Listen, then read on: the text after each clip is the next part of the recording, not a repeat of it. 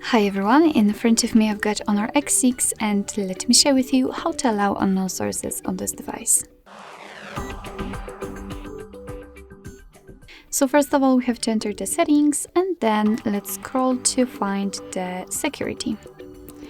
Now let's tap on more settings and tap on install apps from external sources. And as you can see here, we've got the list of apps which are allowed or not allowed to install some content. Of course, you can change it. So for example, let's tap on Chrome and simply tap on this switcher. After getting back, you can see that the Chrome is allowed to install something.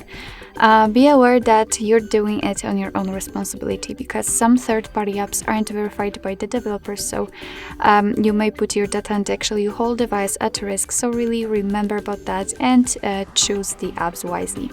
Of course, it will work the same with all other apps, so just tap enter the app and tap on the switcher, and the same situation if you want to turn it off. So just turn off previously granted permission, just tap on it and tap on the switcher again. And as you can see, the Chrome is not allowed to install anything. Alright, so basically that's all. This is how to allow unknown sources in your Honor X6.